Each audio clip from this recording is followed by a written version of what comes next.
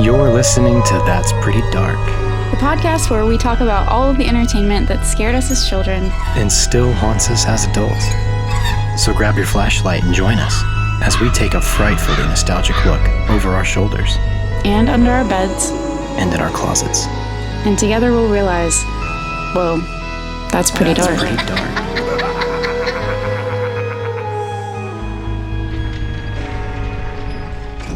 What's up, y'all? Hey, guys.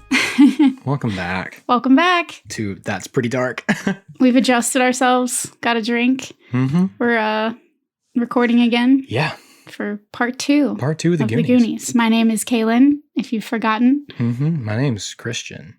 And we're awkward because we're recording all of the Goonies in one sitting. One go. We're just breaking it up. One fell swoop. And yeah, so you're but you get to take this journey over several weeks, so perfect. Yes, thank you. That's great for you. You get to take a break from us, but we don't get to take a break from each other. Except for next month when I won't see you for a month. That's true. So that's pretty sad. It's kind of sad, actually. Yeah, it is sad. But to combat the sadness, we're going to get into the thick of it, the actual meat of the movie. Yeah. Of the Goonies. You want to recap? Yeah. Last time. Yeah. Last time I gave you more of the background of the film, who made it, how it got made, where it came from, and where it was filmed. So now we're going to get into the actual plot of the movie and some things you may not know about the making of the Goonies. Let's do it. So, grab your flashlights, everybody. I'm ready. It gets dark in these caves under Astoria. Except it doesn't because it's so well lit. It is well lit. So before I get into the actual details and the plot of this movie, I would like to say just broad strokes here, the brilliance of this movie, as with so many of these classic family adventure narratives from the 80s and 90s, is this masterful balance between adventure and peril, with both humor and high stakes woven in throughout. Yes. As I said before, this is, I don't know where it originated, but I want to say this created the formula for a lot of the modern day adventure film structures. Mm-hmm. As we say, a lot of the 80s and 90s, especially with like D.J. McHale and children's entertainment, especially children's horror, a lot of what happened then became what is now a formula. Right. It was really done well then because it was raw and new and interesting and exciting, and it was imperfect, which is what made it so good. But now everything is taken from that era, that generation. Everybody making stuff now is from the 80s and 90s time period. Yes. We're all in our 30s and 40s. Right. And those of us who are almost 30. Yeah. Hey, you within the year. Right there. Your tick, tick, boom. I am tick, tick, boom. State of age. I don't know, time. Yes, I am. Which is where I have been. Dude, until I'm recently. living in that space. I'm learning to embrace my 30s. It's really hard, but I'm here now. I've been excited for them until I got here. And then I was like, oh shit, but I'm here now. Never been excited for my 30s, but what are you going to do about it? Nothing. Why do you think all those people died at 27? Oh, Lord. We've already missed that boat, so we might as well keep going. Oh, God. What was I saying? Yeah. For an example, just take a look at like all the Marvel movies, Yep. the Star Wars reboots. They're all the same combination between stakes, high stakes, peril, and then, like fun, adventure, humor. Yes. You throw in a love story and you got yourself all the ingredients for a beautiful, delicious soup. That's right. Good soup. You've got a movie. That's why they just keep throwing this stuff, plugging these things into an equation over and over and over again. Yeah, because it worked. It worked then and it works now. These things are making millions of dollars. These movies make so much money. People love them. They cannot get enough of them. And a lot of this began with movies like The Goonies.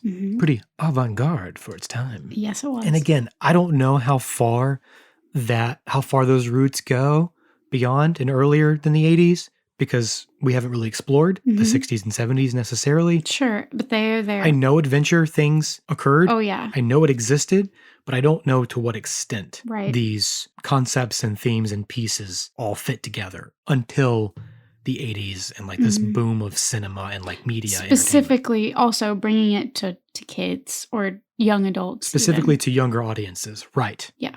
Before anything happens, the first thing you ever see is this Jolly Roger the skull and crossbones. Oh, yeah. Yeah. It really brought me back to John Carpenter's Halloween with the Yes. jack-o'-lantern, how it has that slow push into that left eye of the jack-o'-lantern. Mm-hmm. Only this happens very quickly. You move forward, you actually push through the left eye of this skull and crossbones. And you begin hearing this noise over black. You don't know what it is. Yeah. And this whole first scene, this whole opening sequence of the movie establishes everything. It was, I'm going to use this word probably too many times. I'm going to hate myself for it, but masterful. This entire, first 30 minutes of this movie is just pure gold. Yeah, it is. Everything is set within this frame of this jailbreak scene. We have these 3 criminals, and 2 of them are breaking one of them out of jail. And then there's this major city-wide car chase scene from them trying to run from the police. And they get mixed up in this beach race. I don't even know what to call it. It's a bunch of trucks and they lose the cops and all this. It's chaos. It's pure chaos. But they use this structure. No, go ahead. No, I was just going to say, I didn't remember this either. But I mean, it opens, even though it's not true, it's a gag. It's a false, fake out of this suicide to get the jailbreak started. Mm-hmm. And that's what you open on, is this person hanging as if they've committed suicide. And it's like, oh, that's where we are. It is right up front. Yes. Really dark. The first thing you see, they're all going to lunch, right? Yeah. And then he's like, hey, he calls him a turkey. He's, hey, turkey. They got that idea from, someone did fake their own death in prison. Tried to get away. To escape, escaped or something. I'm sure it's not uncommon. It's probably happened a lot. He's hanging, and what I found super interesting about it is that he's already dressed in not prison clothes. Yeah. Some slacks. He's got a nice shirt with a vest. Where'd he get all these clothes from? No idea. Where'd all this come from? I was pretty shocked when I saw it again. I was like, oh my God, I forgot. Off the bat. Very strong content, we'll say. Yeah. It's quite strong. And as a kid, you're like, what am I watching? Yeah. They don't pull their punches at all. A lot to do with these criminals is very... I mean, it's like a crime drama from the 70s. It's all kind of a trope, which I think is, on purpose. It's all very mature. Those people that are making the film mature. When it came to the kids, some of the elements were kind of silly, but they didn't treat these criminals less than very dangerous adults. Yeah. They're very violent people. They are. It was all handled really well, and the sons are dumb, bumbling, guys. They do mess things up a whole lot, but they didn't make them criminals in a children's movie. Yeah. They made them scary. Real life, scary, bad guys. The stakes are high because they are very genuine. They're killers. I mean, they're killers. Yeah, they're killers, exactly. It's not just a robbery or any kind of petty crime. It's these people are killers. They're mobster style, violent, dangerous criminals. Yeah, the Fratellis, as they're known. The one who faked his hanging was Jake Fratelli. He's played by Robert Davey. He has this extensive list of acting credits. Nothing that really mattered to me too much. He was in Die Hard, though. He was in 007 License to Kill. He's this So he is doing these crime gangster. Drama. He played a lot of Italian mobster kind of guys. And he played a lot of... And then he did it in a kids movie. That's too funny. Right. He also played a lot of police officers, though. He had that Jersey kind of just type of guy. Yeah. Kind of tough guy vibe. Yeah. And the other brother, who's less of a tough guy, and Mama's preferred son, is Francis. He was played by Joe Pantoliano, who was also known as Joey Pants, which I think is really funny. He had a really, really incredible career. The ones that mattered to me, he played Teddy in Memento, which is one of my favorite Christopher Nolan movies. Mm-hmm. And he played Cypher in The Matrix. Wow. He was also in Midnight Run and Bad Boys, which are 2 scripts from a filmmaker I've worked with a few times now on some smaller movies that he's directed. Pretty cool. And he also, Joey Pants, was in 2 episodes of Tales from the Crypt. He was also in Percy Jackson, directed by Chris Columbus. I was about to say, Marcus Columbus. Yeah. So again, same thing here. A lot of these actors were in a lot of the same things because of their networking, their working relationships. So it's pretty cool. And the leader of this family, the leader of the Fratellis, was Mama Fratelli. And she was played by Anne Ramsey. Yes. God rest her soul. Yes. She has passed away. I looked her up. Very cool woman. A really great career. She was known for her gruff comedy style. She was in some ABC after school specials. She was in Scrooged, and she actually died of throat cancer. So sad. Which was terrible, but she kept acting after she'd already had like treatments and procedures and surgeries done to beat this. Wow. Because she loved it so much. So she's one of those very like hard, gruff type people who really was very sweet and was very kind, and they loved her very much. Sad. So I love sad. to hear those stories.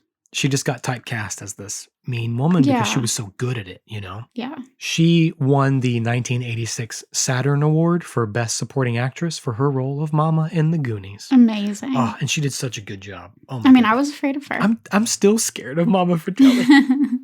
One really fun thing that I learned, I would have learned it in my research, but I learned it just prior to my research by listening to the Barker Carpus series from last podcast on the left. Mama Fratelli was inspired by Ma Barker. Wow. Which is a real woman. That makes sense, though. So she was the so-called leader of this gang called the Barker Gang. They were a family. They were all related. And she was the mother.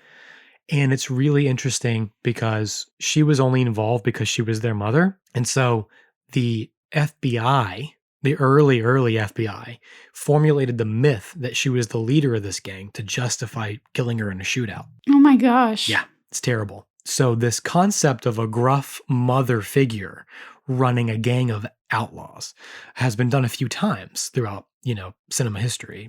Goonies is one example, but another main one, you may know this one, you may not, the Beagle Boys characters from DuckTales. Oh, yeah.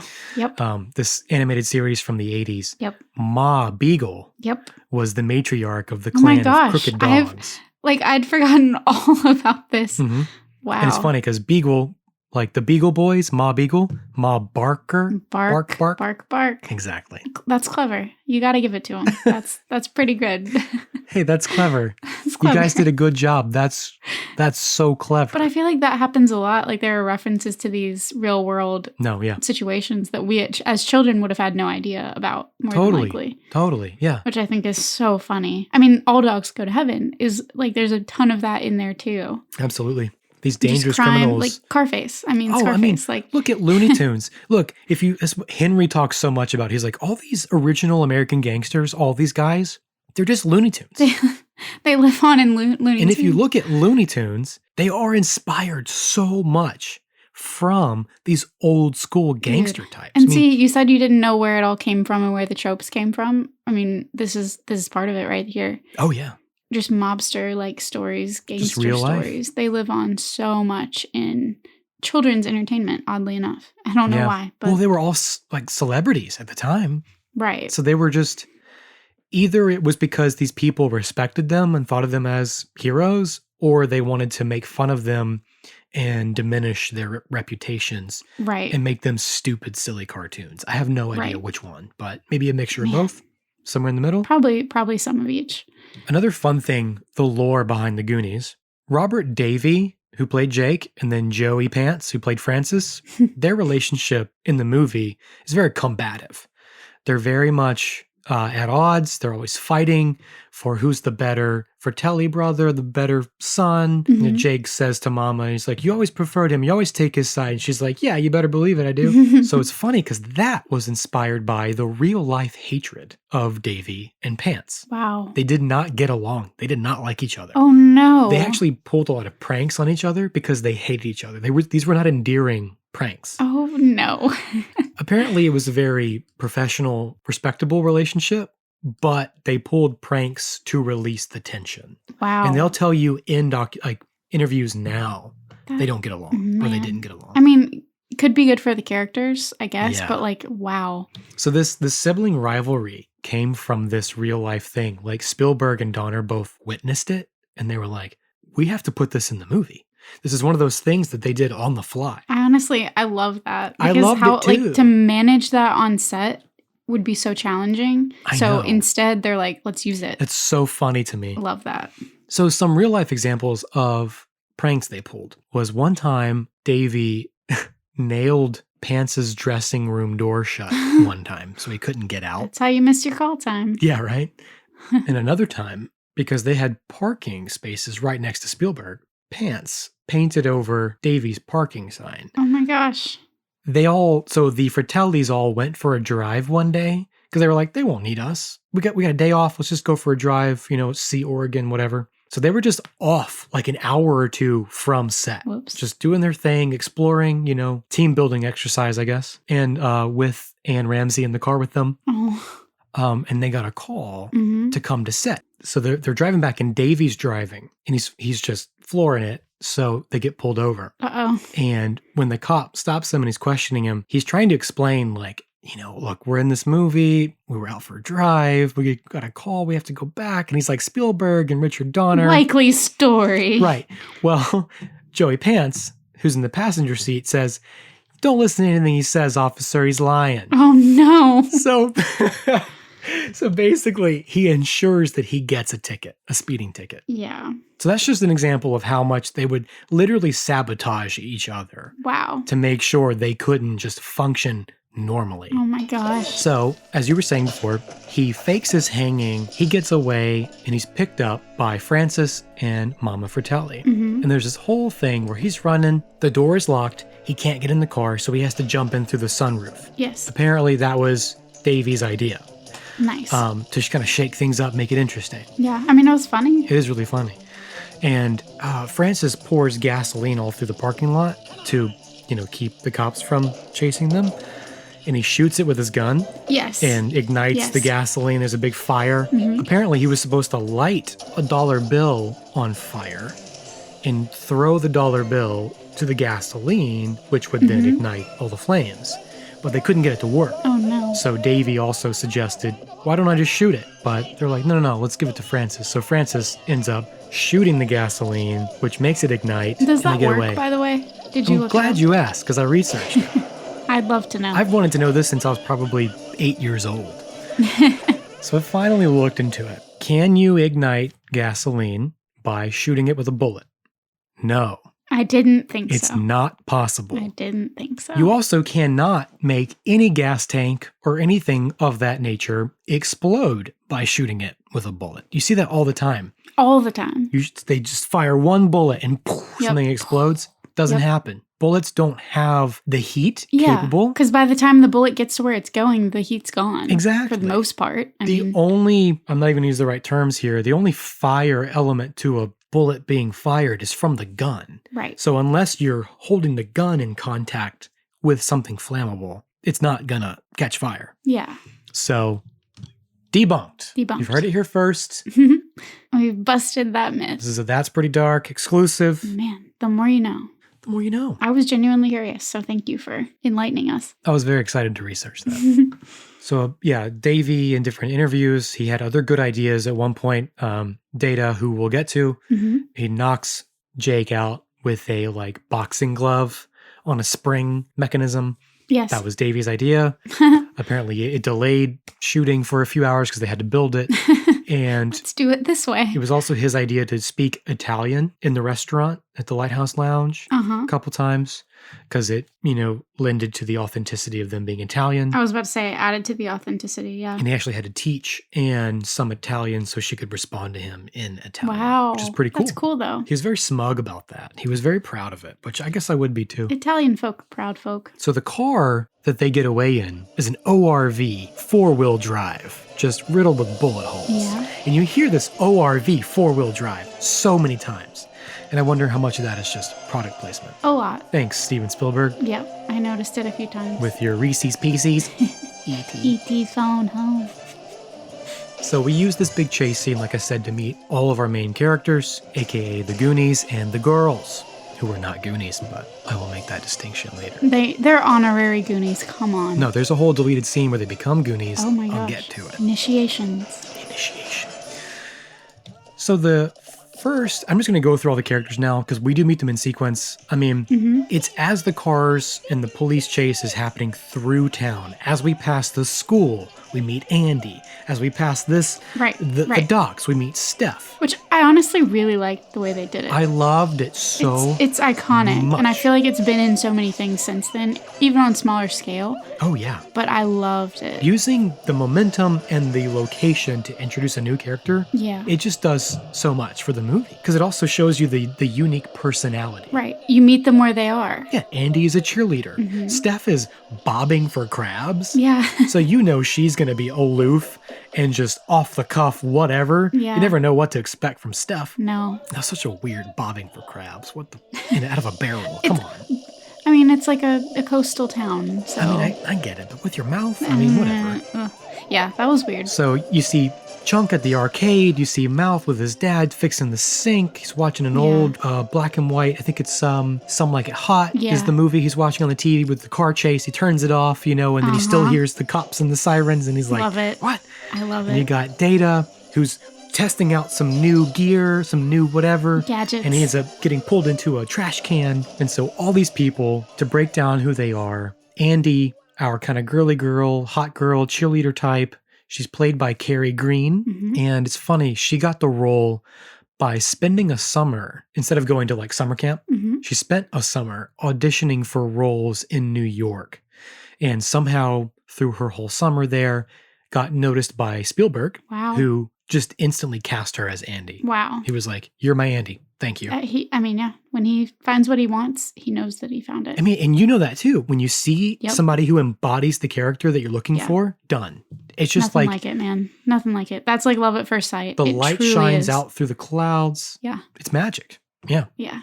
I love it. Casting is one of my favorite parts of the Yeah. film process, as we've talked about, just film production in general. Mhm. I love casting, hearing how people got cast in their roles, because it is so much that like love at first sight idea. It is the right elements collided Yep. in this moment, and you were here, and you are this character. It's pretty cool. So good.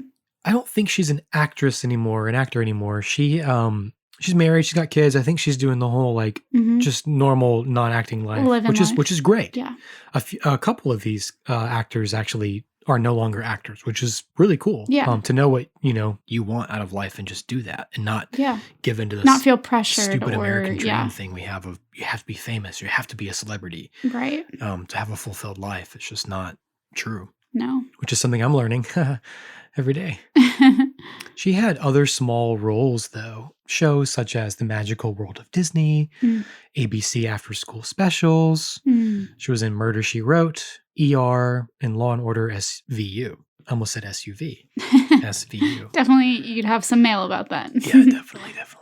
Steph, who is Andy's best friend, is sort of just along for the ride, but I liked her a I did lot. I like too. her more than Andy. Yeah. She's intelligent. She's cool. I would have hung out with Steph. Steph is cool. Yeah, I thought the same thing. Yeah, she's a cool chick. She's played by Martha Plimpton, and she's done a lot of stuff. She's still acting. She was in The Mosquito Coast. Okay. She voiced Yelena in Frozen 2. Oh. And she's had roles in a lot of the same shows that a lot of these actors have played in, including Family Ties, ABC After School Specials. She was also in Fringe and Grey's Anatomy. Yes, okay. Yeah. Yeah. So really, really successful career. She's also done some theater. Like her parents were really talented actors as well. The So name she was sort sounds, of born into it. the last name. So of the Goonies that we meet here, Mouth. Love him. Mouth is played by Corey Feldman. Yep. He was the 80s. He embodied that 80s childhood rebellion, that youthful, like fighting against everything mainstream. Oh, yeah. He was Vans off the wall, if you will. He was very cool. Yeah. He was in The Burbs, one of my favorite movies from the time. He was in Stand By Me, one of my favorites from the time. He was in Gremlins, one of my favorites from the time. Yeah, clearly he was impressed just these producers and director. He voiced young Copper in The Fox and the Hound, Oh my God. which I found interesting because we just discussed Fox and the Hound with our Hungry Hungry Hounds. Hounds episode. We sure did. Oh, wow. The old young hound dog. And he's also supposed to be in the forthcoming Goonies 2. As he should be. He's been one of the most outspoken like advocates for a sequel. He's been the one that's like, we're going to do this. It's going to happen. Yes. Him and Sean Astin both have both been like, this is going to happen. I love that. For sure. And Dick Donner was as well before he passed. He was very adamant it's going to happen. That it should happen. It should. Wow. Yeah, he believed in a sequel. That's good to hear. But only in the way that it embodied the original spirit of the Goonies. I mean, you hear that a lot from all these, like, everything is a reboot now. It's what's popular. But you hear from the cast and crew a lot that they want it to be true to the spirit of what they made originally, and they would only do it in the case that it was. Right. You know, it isn't, and I mean, not to say that there aren't money grabs, but like, I feel like I hear a lot of commentary from people that were involved in things from this era, and they're like, I won't do it unless it's done right. Yeah. It's the same creator and that sort of thing. Which is cool because they had a bunch of new writers pitch ideas. They had a bunch of new concepts. And every time they liked one, it just sort of fell through the cracks like it wasn't good enough. But with the second one that's on IMDb that it's supposedly coming as a part 2, it supposedly is written by Chris Columbus. As it should be. Which I hope it is. I hope so too. As it should be. And the other cool thing is that Warner Brothers, who owns it, they have refused to do a sequel. So if anybody, if there was going to be a money-grabbing reboot, sequel, whatever, it would have been the studio that owns it. So it would have been Warner that said, we don't want any of you involved. We're going to reboot with a new everything. New cast and we it want would the be name terrible. and the idea. It would be so bad. So it in this case, it's the opposite, which is pretty cool. Yeah. But I mean, they have to convince the Warner. Creators are behind it. Yeah. Chunk, who is probably my favorite of all of the Goonies. He's great. Was played by a guy named Jeff Cohen, who is the second of our actors here to no longer be an actor. He's a lawyer now. You go, Chunk. Look at you go, man. Dude, this guy's awesome. And watching a lot of these documentaries and these videos and things, he is still one of the funniest of all of them. This guy is so clever and so witty. Like, I want to be his friend. I was impressed with the way that he, like, just throughout. I mean, he never stopped talking. That's something that I have in my notes. Never. Like, none of them did, really. They were all talking over each other the whole time. But it's so interesting because I feel like there are a lot of people, myself included, a lot of children especially, that would like crumble under that pressure and wouldn't be able to deliver anything. And you can tell that he was just a fountain of whatever. It was like, I can be funny, I can be clever. And those people, I love being around those people. Yeah, he knew when to throw a line away, Yeah. Just sort of say it as it came. Very intelligent guy. He's a lawyer. Makes sense. Yeah, he's a lawyer. He essentially gave up acting after going to college. But before that, he was in a few things like the ABC After School Specials, The Magical World of Disney, Family Ties, a few other things. But those are the crossover shows and things of the other actors. Last but not least, before we get to our main Goonies, is Data. He was played by Ke Huy Quan. He was mostly known for, it blew my mind to connect these dots. He played Short Round in the Indiana Jones and the Temple of Doom. Of course movie, he did. Which we watched religiously over and over as much as the Goonies as a kid. Yeah. I was like, holy shit, that's the same kid. Yeah. That's Short Round. That is. Oh my God. Yep. So he was in Encino Man, which we discussed at one point on this podcast about. Oh, yeah. Something to do. You were trying to say something and I was like, Encino Man. And you were like, not that, something else. No. That also had Sean Astin in it and Brendan Fraser. Wait, say that again? Your headphones were off? Yeah. That also had Sean Astin in it. In Encino Man. Did it? He was the main character. Who did he play in Encino Man? Oh, yeah, I guess so. He was the main guy. Him and... Holy cow. Not Pauly Shore. Was it Pauly Shore? I don't remember. It's making me want to look it up. Sean Astin and Brendan Fraser. Yeah. Okay. Sure is. Amazing. It's so funny because in my mind, I just see like a timeline of Sean Astin and I see the Goonies and I see Stranger Things. I see his like life circle. You don't see Lord of the Rings and you don't see Rudy? I don't, because Lord of the Rings, I don't want to get the hate. Oh my God. Like, not that I don't, I like Lord of the Rings, but I don't love it. It wasn't like part of my childhood. I don't care about your opinion anymore. Data was also in one episode of Tales from the Crypt. And he is in the upcoming film that I am very, very excited to see, Everything Everywhere All at Once. Oh, yeah. Okay. I cannot wait to watch this movie. I am so excited about it. Nice.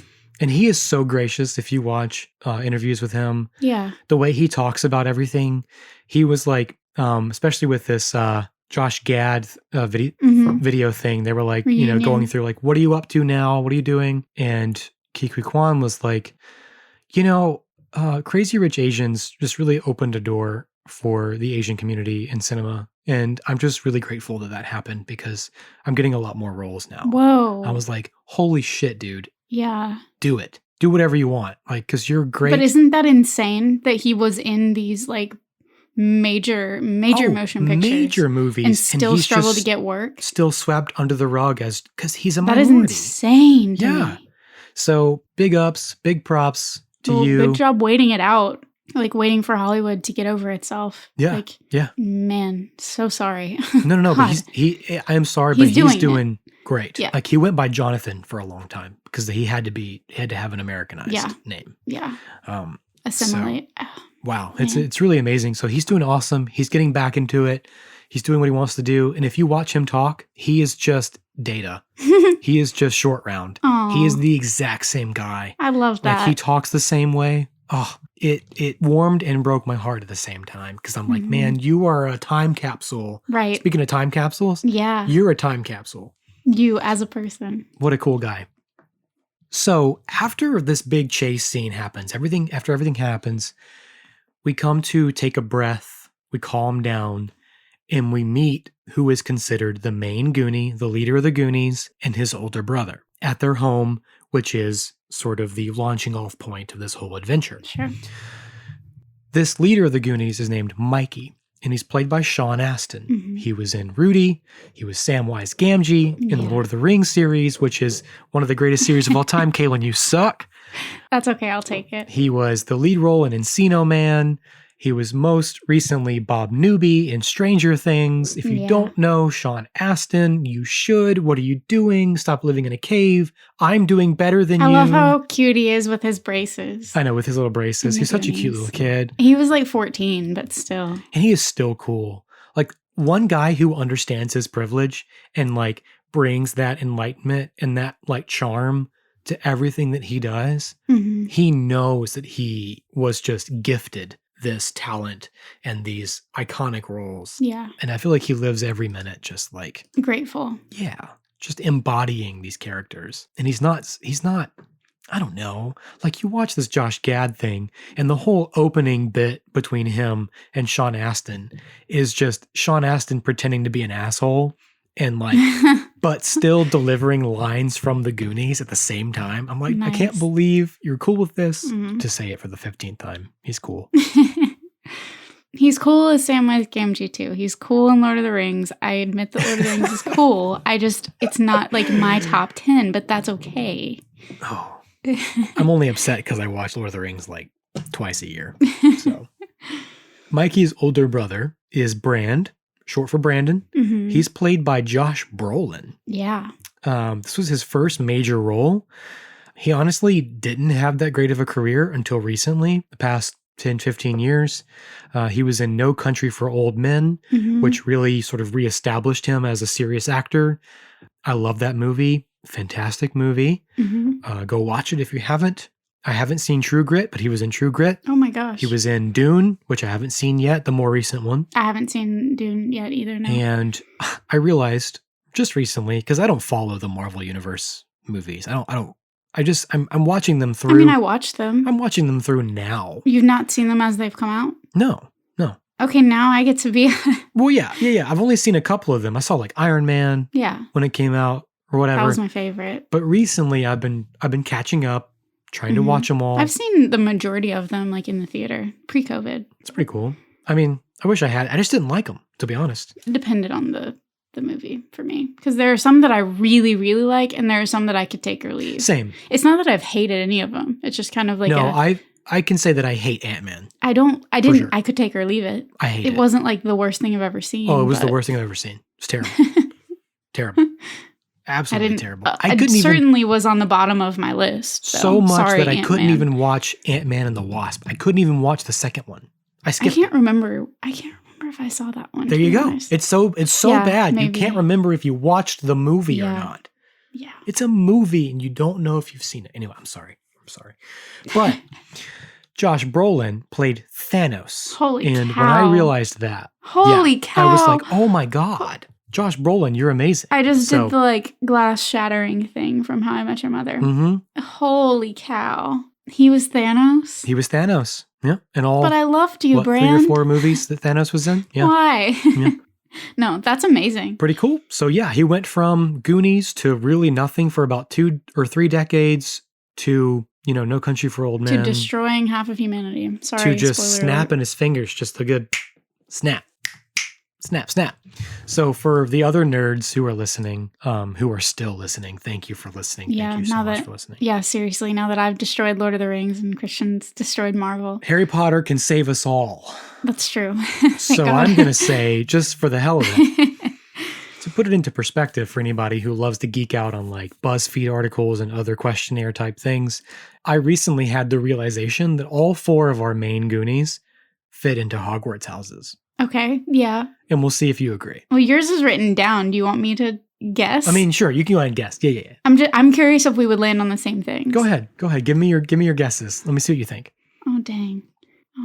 Okay. I mean, you chose this. Yeah. Well, no. It's easy. It's easy. Mikey would be Gryffindor. Mm-hmm. Yeah. Sure. Chunk would be Hufflepuff. Oh, hell yes. Yeah. Data's Ravenclaw. Okay. And obviously Malthus Slytherin. Hell yes. Woo! 4 for 4. We got it. 4 for 4. That is exactly what I had. Nailed it. That's exactly what I had. Nailed it. Okay. So I even was going to break down why. But no, you can what? break down why if you want to. No. I just was curious if I would be able to land on it. Okay, look, this is if you know, you know. IK, Y, YK. I don't know. Okay, we'll go with that. And if you don't know, you don't give a shit. When we come off this chase scene where we introduce all of our characters, we now settle into the home of Mikey and Brand, which is sort of like the Goonies base. Headquarters, the home base. HQ. Right. So Mikey and Brandon are upstairs. They're talking about having to move. Right. And they can't stay here anymore. And then they're distracted by a knock at the front door. And it's Mouth. And now we're meeting characters. We're building exposition, all this stuff. It comes at you pretty quick. It's all hitting you very quickly. But that's one of the things I wanted to say. All this exposition is really done very well. Yeah. Because it's layered on top of itself. Yeah. Each time. Each scene reveals character and it moves plot forward. Yes. Where every time we meet a new character, there's a new piece of information presented. Yeah. And so they're using the characters organically and naturally to tell you what's going on. I do love that. Essentially, this country club is spreading, covering this, I don't know. They act like they have no money, but this is a really nice part of town. So whatever. They're buying out all the property. They're talking about foreclosures, whatever. This country club is expanding and they cannot afford to pay off this country club to keep the golf course off their property. So everybody who lives where they live, the Goondocks in Astoria, they're having to move. So it's this big whole thing. They're going to have new friends, a new town, new school. I don't know why they don't just move across town to a different neighborhood, but hey, that's beyond me. Those stakes aren't high enough. We need to know that they're leaving town. Yeah, they can't stay in Astoria. The town isn't big enough for all, 14 of us or whatever. So when Mouth first arrives, Brand and Mikey are pretty bummed out. And he's like, hey guys, this is the last Goonie weekend, He's commenting on their sort of somber nature. And he says, what is this, a nuclear Saturday? And so I looked up Nuclear Saturday because I didn't know what that was. And apparently nobody does. No idea what that means. I just found something really interesting. A year later on Saturday, April 26th, is the Chernobyl nuclear accident. Oh my God. Wait. Whoa. Mind blown, right? Yeah. Less than a year later, actually. Holy cow. Within a year, Chernobyl happened. I guess I took it as like, you're so bummed out. It's nuclear. Like a nuclear bomb's been dropped. You're bummed. There's a lot of jokes online about what a nuclear Saturday means. I'm not going to repeat them, but I don't think they're accurate. So anyway, they're all bummed out, and Mouth's monologue here. He's like, this is what we should be doing, right? We gotta be going out in style. Cruising the coast. Sniffing some leaves. Down in the brews. But no! Down in the bruise. So essentially, Bran flunked his driving test, Yeah. which means they can't go on this bender hooking up with some ladies, drinking all of the alcohol. They're like 13, maybe. And this becomes a running joke that Bran can't drive, which leads to him stealing a little girl's bicycle. Tricycle. Yeah, her tricycle to catch up with Mikey and the other Goonies, which is really funny. Then we have Chunk, who witnessed the car chase, and he's got to talk all about it. So Chunk shows up. Which honestly, I feel like I'm Chunk sometimes, maybe more than sometimes. I'm so often like, hey, wait, I need to say this to you. And everybody's like, please shut up. And I'm like, but I really need to tell you. He's like, you're all going to believe it. The most amazing They're like, thing yeah, that like ever happened last to me just time when the happened. last amazing thing happened. And he's like, yeah, but this is... Yeah, right. No. Yeah, You know? so a few things about Chunk that we should know. One time, Michael Jackson stopped by to use Chunk's bathroom. Another time, he saved some old people from a nursing home fire. Another time, he ate his weight at Godfather's Pizza. These are just some things about Chunk. That one I believe. Yeah. Oh, that totally. When they call him out for Michael Jackson, he's like, okay, fine. He didn't, but his sister did. So Chunk is that kind of guy. He's always making up stories, and it comes to bite him in the ass later on in the plot. I will say, I don't make up the stories. I just sometimes so enthusiastically need to tell them that I drive people crazy. No. See, this time he's telling the truth. He's telling the truth. Exactly. But no one believes him. He's the boy who cried wolf, right? Yeah. So when Chunk shows up, he's got to do the world famous truffle shuffle. He's just got to shake, show his belly and shake it all around. Shake it out. It's one of the greatest things from my childhood. I've referenced the truffle shuffle so many times throughout my life. It's unreal. Fat shaming is not funny, but it was in the 80s. Oh, Jesus. I mean, we were all cool with it then. I guess so. Not now. Not now. Still a problem. It was always a problem. It's just that It's always been a problem. It's just... our standards were lower. Yes. You might be happy to know Jeff Cohen is very physically fit. He grew out of his truffle shuffle days. Oh, he grew out of his Chunk days. Yeah. I'm going to look up a picture of him. Jeff Cohen. Jeff Cohen. Oh my gosh. Yeah, he's handsome. Look at that man. Wow. Wearing a suit and everything. I mean, you were cute before, but good for you, dude. Mm-hmm. Way to be fit. Way to be fit. So they have this Rube Goldberg machine that opens the front gate with a bowling ball, a chicken egg, all kinds of crazy stuff, which is really cool. I love a Rube Goldberg. But this just establishes how intelligent and sort of like gadget friendly and technical these kids are. These kids are all very, very smart in their own way. Mm-hmm. They're just the weirdos, like weird outcasts. The nerds. I mean, yeah. Yeah, they're nerds. They're really into this kind of stuff.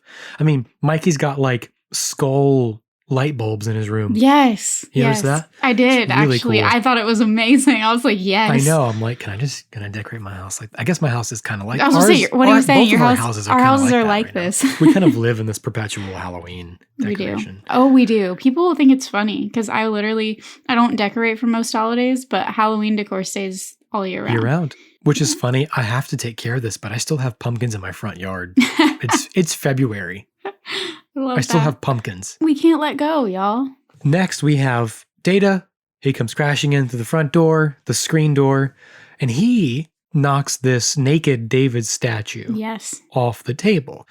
And the statue's penis gets broken off, which is just... It does. God, it's just the funniest thing in the world. I also think this is part of the reason why I didn't watch this as a child. Probably. I don't think my mom wanted to explain that to me. Probably. Oh, for sure. For sure. I wonder if they kept this if it was on TV. I don't know. I guess they would have had to. Yeah. I don't know. I don't know. Because, there's so much else happening in the midst There's of so much it. there. You I couldn't lose don't it. know if they would have been able to, but the best part is that Mikey, once he notices the whole dick and balls has broken off the statue, he says, "That's my mom's most favorite piece." And over the sequence of the scene, because, the mom shows up with the new housekeeper, they're trying to hide the statue. Oh my God. And throughout the scene, they glue it back on. I think it's Chunk. I think he glues it back on, but it's upside down. And Bran, Josh Brolin just does such a good job here. He says, If God meant to do it that way, they'll be pissing in your faces. Made me laugh too. It's just delivered so well. It's so funny to me. Do you know what else made me laugh in this scene? As the mother is bringing this housekeeper in to like take care of things at the house, Do tell. the mom was like, I would really like the house to be clean before they tear it down. Yeah. God. And it's so funny because as a kid, I would have been like, I don't understand why was my mom cleaning before like the termite guy came over, you know? So adamant. I Yeah, the never mom understood it. always cleaned house. I never understood it. And now I have a house and I'm like, oh shit, the plumber's coming tomorrow. I have to clean my house. I clean Like, my house. Yeah, when the pest control guy's yeah, coming. exactly. That's what I was saying. Like my mom was always like, the termite guy's coming. You have to clean your room. You have to do all this. And I was like, why? I was like, he doesn't care. He sees worse than this. Like as a kid, much worse. I could not fathom. And now I'm like, I'd really like clean the house house. to be clean when they tear it down. exactly. I relate. Yeah, I know. I was so always funny felt to so me. weird about having 3 couches in my living room for a while. And then I Not finally anymore. got rid of the couch. Right, it's gone now. And the next time the pest control guy came, I was like, I wonder if he'll notice. I wonder if he'll notice I have a normal living room now, Isn't like that all the weird? normal people. Why do This we want to be guy- normal so bad? I don't get it. I don't even remember we his don't name. care about it that much in daily life. And he didn't say anything. I know you've told me before that you're friends with your pest control guy. He didn't say like you've become friends. anything. That's sad. I'm sad to hear that for you. Sad. So there's so much happening. They're all talking over each other the whole It time. is chaos. Mrs. Walsh comes home, Man. and man, woof, Mrs. Walsh, how you doing? I should have known. She was played by Mary Ellen Trainor. She was in Die Hard, Lethal Weapon, Forrest Gump, Scrooged, Ghostbusters 2, and Back to the Future Part 2. Hell yeah. And she's coming home with a new housekeeper who's going to help them pack the house Mhm. because she has mysteriously a broken arm. hmm Never explained. We don't know why, but her hand is in like a sling, or her arm is in a sling. I wondered if it would be in a deleted scene. Of the deleted scenes that I know of, there's no explanation. Okay. So I think they just really wanted this Hispanic housekeeper Right. character, and they needed an excuse Right. to have a housekeeper in a home that's going to be torn down in a week. And her name is Rosalita, hmm and she's played by Lupe Ontiveros, and she played Yolanda Saldivar in the 1997 Selena with Jennifer Lopez, Wow. which we watched a lot as kids too, Yeah. for some reason. I don't really know why. 97. But she was also in Tales from the Crypt, ABC After School Specials, Beverly Hills Chihuahua 2. Oh man. And she, was also typecast as a whole lot of like maids. I bet. But Mm. she's had a good career, and she's been in a lot of the documentaries and like videos I've seen. Oh, that's good. I'm happy yeah. that She's very that's the proud of case. this role. She had a lot to say about it, so she was very pleased with it. It was a funny role. She is so funny. Honestly, like as Mouth is like giving the tour It's and so like funny. So- translating. Rosalita doesn't speak any English, and Mouth speaks fluent Spanish. So he was like, "Oh, I'd be happy to translate for you." Which I don't know what she was going to do with this woman if she couldn't speak to her. I know. I don't know why she hired her. I don't get it. So Mouth goes on the house tour to translate everything Mrs. Walsh is saying, which is very normal things. With this, please do this. With this. This is where the brooms are. Regarding the dresser, Mouth translates, the marijuana goes in the top drawer, the cocaine and speed in the second, the heroin in the bottom. Always separate the drugs. This is good life advice. It made me laugh. I was like, I can't believe they got away with this. Like this I feels can't believe it either. And us as kids, we're watching this going, what is that? right. Yeah. What's cocaine? It's adult stuff. It's bad stuff. That's funny. He's making jokes. Yeah. Man, I feel like I missed out because I don't have the child perspective for this Oh, film. man. I was the youngest of all 4 of us watching this over and over and over, and I didn't get half of it, Oh yeah. to be honest with you. A lot of it went right over my head, and when I would ask questions, they would never explain it to me. Right. So, How does it feel to have all the knowledge now? very empowering. Yeah. I love having all the knowledge. I thought so. I want to learn more. I don't know enough. So regarding the attic, where, let's be clear about this. Nobody is allowed in the attic. Nobody. Nobody. He says, never go up there. It's filled with Mr. Walsh's sexual torture devices. And this is all in Spanish. Right. So nobody knows what he's saying except for us. Sure. And Mrs. Walsh assumes that he's translating what the very normal things that she's saying. Regarding the supply closet, he says, if you do a bad job, you'll be locked in here with the cockroaches for 2 weeks without food and water. And she's just like saying this prayer. Yeah. She's like, oh, please. Does the sign of the cross. I can't believe she stayed. I know. I mean, I never would have. No, I'd have left These immediately. crazy white people. What are they Crazy doing? white devils. After all this happens, we've established everything. Now the adventure has to get a kicking off point. Based off of this whole, nobody goes in the attic, don't go up there. Mouth is like, hey, what's in the attic? They all go up to the attic. And this is so magical to me. One of the most magical moments in this movie. So what's all in this attic? There was a retrospective at the museum where Mr. Walsh works. And this retrospective was this history of Astoria, and all the rejects from this exhibit went in Mr. Walsh's attic. So they're up there exploring all this stuff, and it's just, it's so good. The epitome of like childhood imagination and exploration. Yeah. As soon as they get in the attic, the storm begins. So you hear the thunder, Yeah. you hear the rain. We all know this feel. Through all this chaos of them rummaging around, messing with stuff, Mikey finds this framed map from 1632. And they get Mouth to translate the Spanish on the map. And he says, Ye intruders beware, crushing death and grief, soaked with blood of the trespassing thief. and it's when he begins to say the blood part where he begins to like falter. Yeah. And they're all like, oh shit. Now this map was designed by the production designer, J. Michael Riva. And apparently he was super dedicated to getting the look of this map like right, making it as accurate as it would have been at the time. Wow. He wanted to be so authentic that he covered it with like coffee and dirt, making it look old. I've done things like this to age. Yeah, it's quite an undertaking. Yeah, bits of paper. You can bake them in the oven, tea stained, whatever, burn them. So everything he did to it didn't really work. And he asked the studio for fake blood, but they were like, we don't have any that you can use. So when he couldn't get fake blood, he cut his finger and used his own blood Wow. to blood stain the map. I mean, I can't say that I wouldn't do the same. I know. Honestly. If you know you're making a Steven Spielberg movie, You do what you have to do. you're kind of like, well, I'd pull a Tom Sawyer on that shit. I'd eat that apple. I'd do it. And after the film, this is a bit of lore. Sean Astin ended up with the map. Nice. And his mom found it and thought it was a piece of junk and she threw it away, which is really unfortunate. Did his mom ever watch his movie? She did, but she didn't know what it was because it was maybe he didn't treat it very well. Still. And so it looked like trash. If you watch the movie.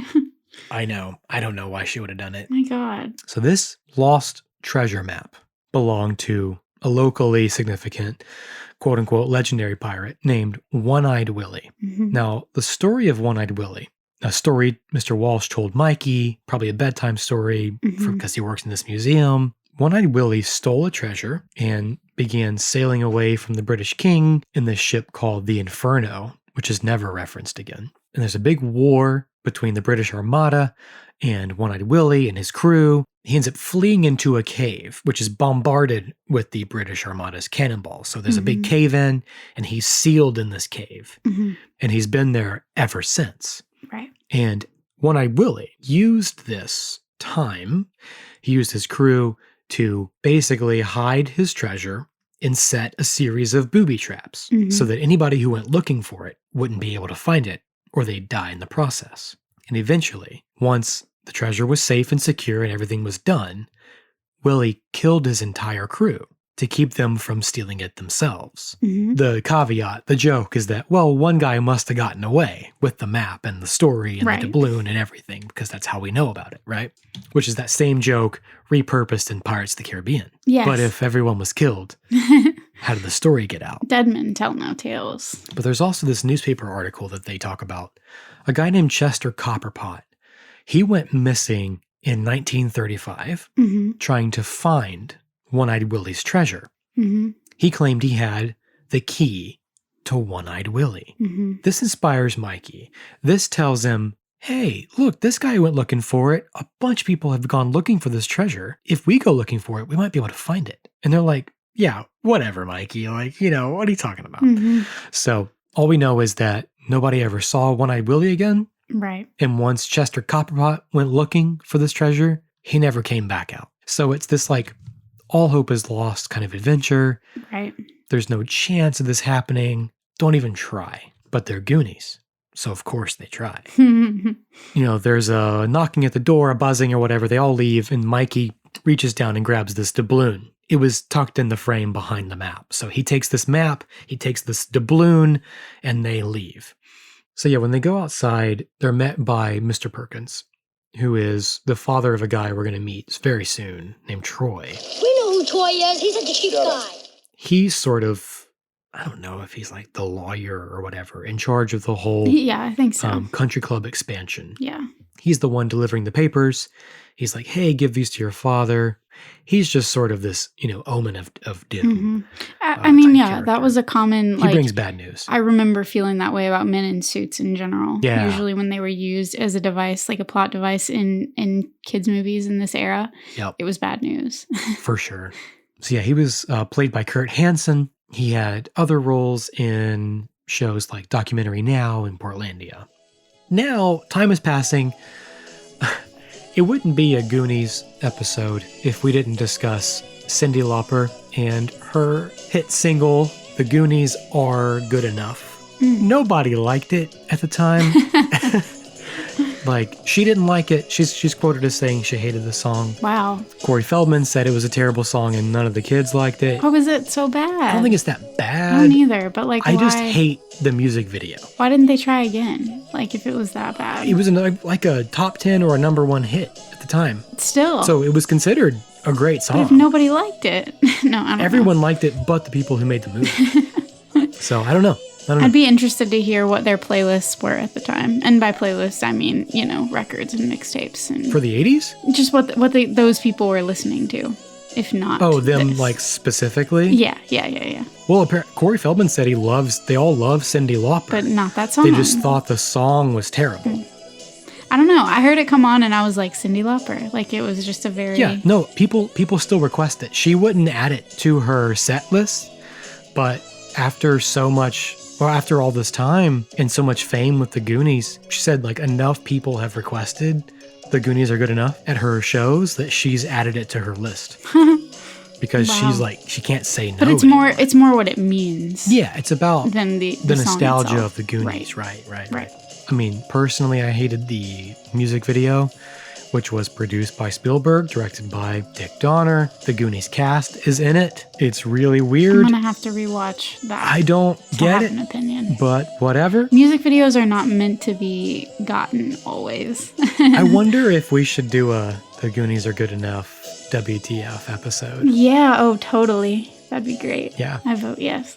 So to say it again, it's just really amazing how they reveal this bigger story through these tiny details in the kids' eyes. Yeah. The exposition about the golf course and this foreclosure and the Goondocks houses, it's just really masterful. And then just when you're primed and ready and having a really good time, you're really comfortable and set in this world, they drop this big adventure narrative right in your lap. Mm-hmm. And you want them to have this adventure because you want to go on it with them Mm-hmm. because you want to see them beat these men in suits. Yeah, always.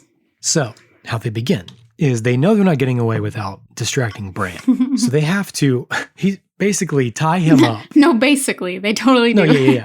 They tie him up so he can't get out. And he says, I'm going to hit you so hard that when you wake up, your clothes are going to be out of style. And it's funny for that time, too, because every decade was a new style Right. of clothes. But honestly, everything that was in style then is back now. So eventually it comes back around. So if you hit them hard enough, if Bran hits them hard enough, 30 years it'll already later, be back in style. Be back in style 40 years later. Yeah. Yeah. My God. That's so funny. And so they get away on their bikes. They pop his tires. And it's really funny because once Bran gets loose, he has to steal Data's little sister's bike, the tricycle, like we were saying. Yep. So on the road, riding his little tiny pink bicycle, tricycle. He gets harassed by Troy Perkins, who has Andy and Steph with him in the car. They spot Brand. And of course, this leads to him holding on to Brand's arm, keeping him from pulling away and driving him off a cliffside. Crazy. Which, as a kid, we were like breaking down the logistics of these movies. And we were like, oh, that would have killed him for sure. Oh, yeah. I thought the same thing. Yeah, totally. So we were As like, a grown-up, I was like, yeah, that doesn't fly. oh, but Brand did off that cliffside. Yeah, I was going to say no pun intended, but you beat me to it. So. We're having fun. Got to. So Troy, the douche, is played by a guy named Steve Anton, and he had all the makings of this 80s heartthrob, but it just never clicked. It never really happened. Isn't that weird how sometimes it just doesn't? It's weird. Like sometimes it just doesn't go. And I don't know why. I'm going to chalk this up to his choices for the films he was in. He was in some pretty big movies, but he played this type of character, but he played a Troy Perkins like over and over, but each time it got more degraded. So it became a more and more degraded Troy Perkins each time. Oh, yeah, I just feel like you can only ride that horse so long before it dies beneath you. Yeah. That's unfortunate. But he wrote and directed Burlesque. Really? With Cher and Christina. Whoa. Yeah, big deal. Big deal. So the Goonies, having made their big escape, they go to a place they call Gold Rock Beach. This locale was in Ecola State Park, which is actually farther than they could have ridden on their bikes. Naturally. The rocks that they use on the water, as reference to their treasure map, was called, or this one big main rock was called Haystack Rock. It's a real place you can visit, which is pretty cool. Wow. We'll have to go see it. Yep, put it on the list. Yeah. And these rocks line up with this doubloon. There are holes in the doubloon.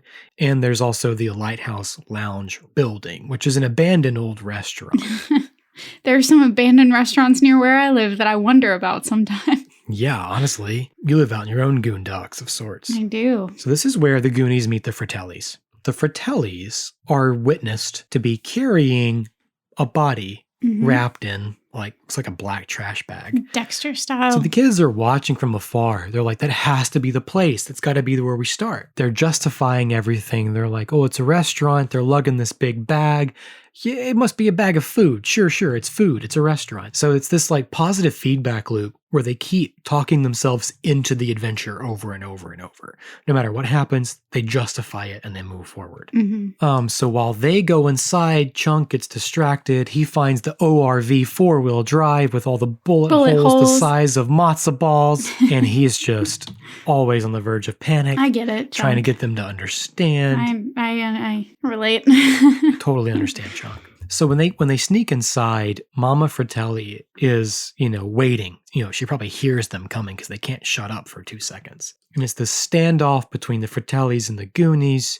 Mama and Jake are in there, and they're speaking Italian. I'm going to say this now because I have it written in my notes now.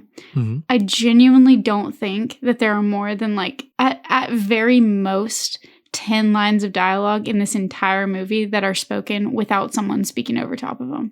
Probably. The very most 10 lines are clear. I can't fathom what that was like. I know. It had to be chaos. I don't know what it was like for the audio department. Absolute chaos. Sound had to be struggling. Well, I think they did a lot of work in post for ADR too. Probably. So that's probably true.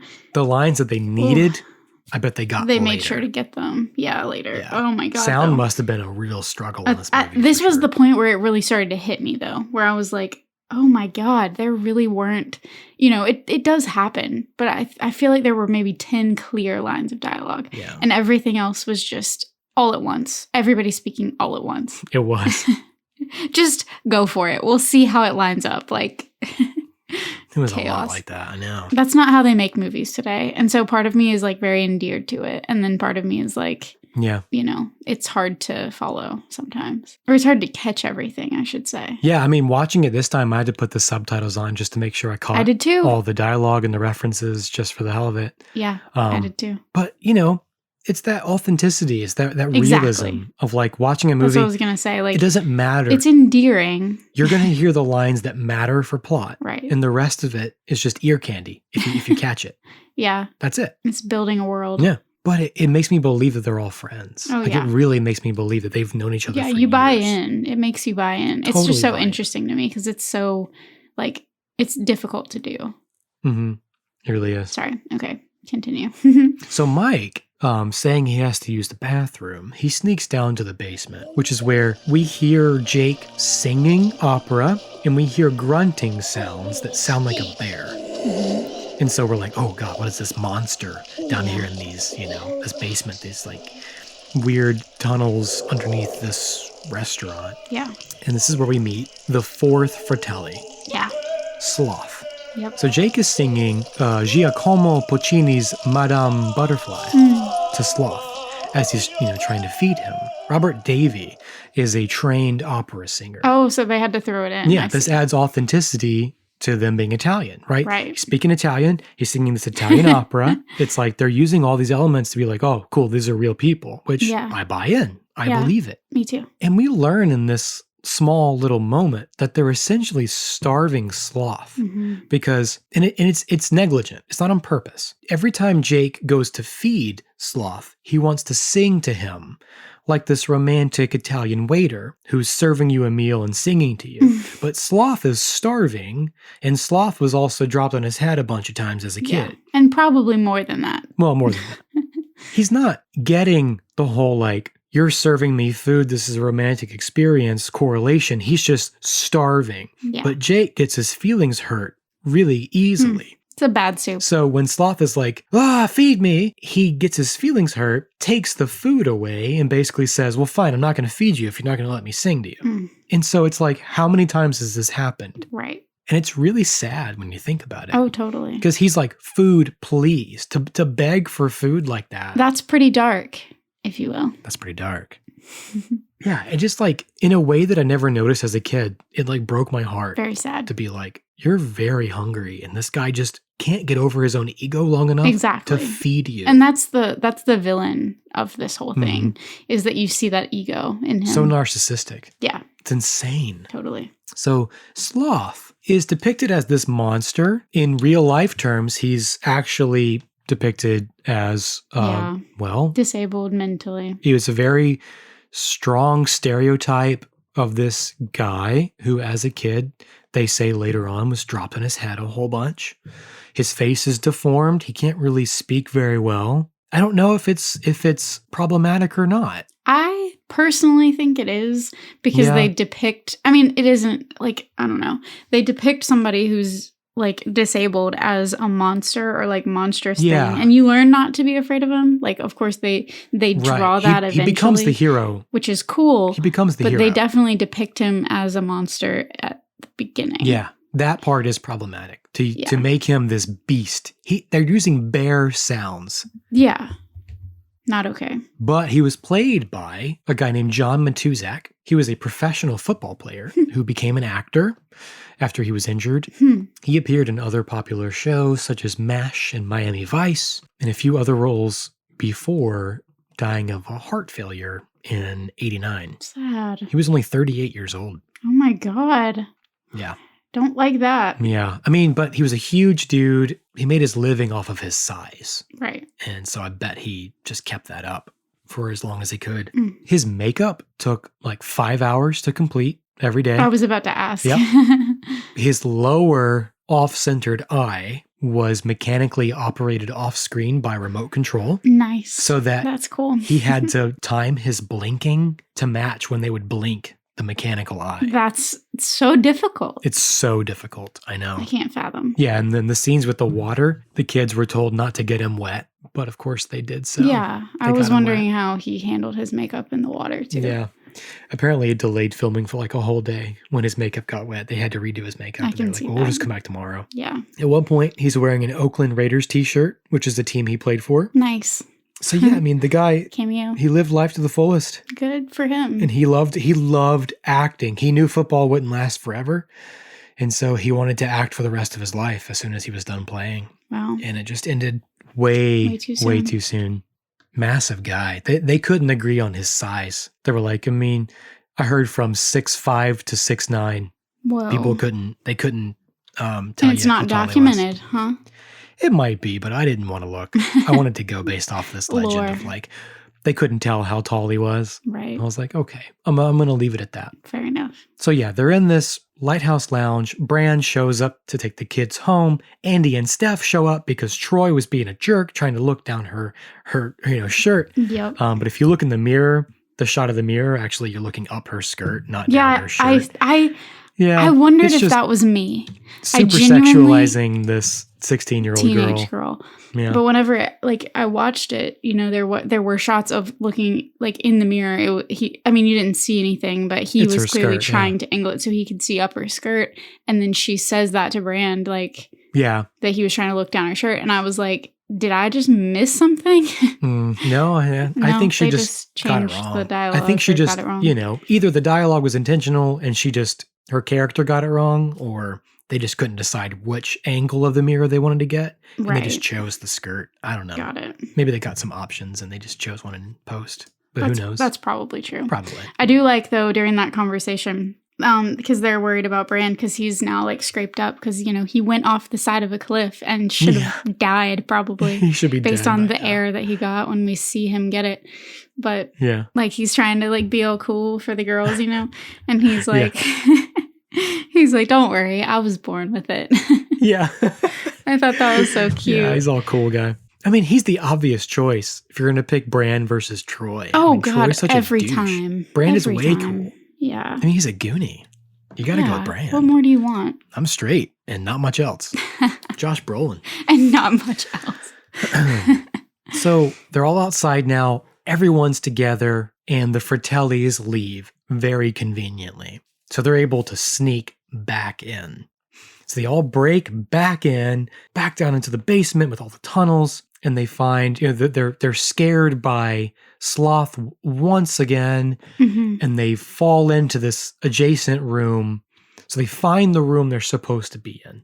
While they're all arguing, there's a goof, a very famous goof, where Mikey calls Brand Josh. Oh, no. Yeah. And to my credit, I caught this before I read about it in all the trivia and the goofs and stuff Nice. from this movie. So I did catch this one. The one I didn't catch is Data calling Bran Josh in the attic. To be honest, I think I heard that and I was like, who's Josh? But then it passed so quickly, I was like, okay, never mind. Yeah, so I missed that one. I do think I caught that. Yeah. So these are very famous. And apparently there are like over 100 goofs in this movie. And when Josh Gad called that out to Donner in this Zoom interview thing 2 years ago, he was like, with all these kids running around, I'm surprised it wasn't 1,000. Oh, that's cute. So funny. Yeah, I love that. It's hard to make a movie, you guys. It's really hard. It's really hard to make a movie. It's so Don't be hard. mistaken. People think it's really easy, genuinely. know. People I know, know, who yeah. work with me in film think, well, if it was me, I would do it like this. I'm like, Yeah. you It's don't really know what easy you to would say do. that. It's really easy. It's just the same. I mean, not just the same, but it's like my kids would never do that. And then you have one. It's like, Oh, and they totally do. Yeah. Yeah. I think my mom had that realization. Oh, boy. I think everybody's mom had that realization.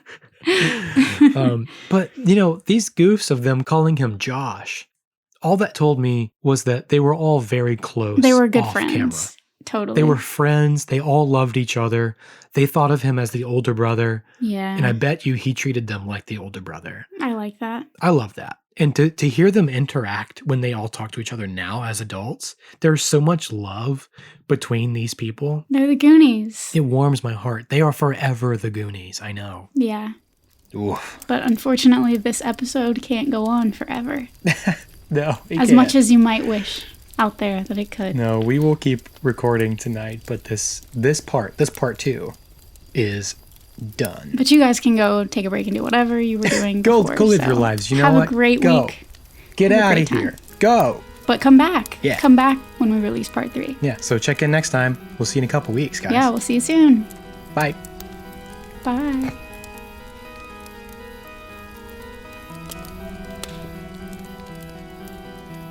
Thanks for listening to That's Pretty Dark, written and produced by Christian Baxter Mott and Kaylin Andrews.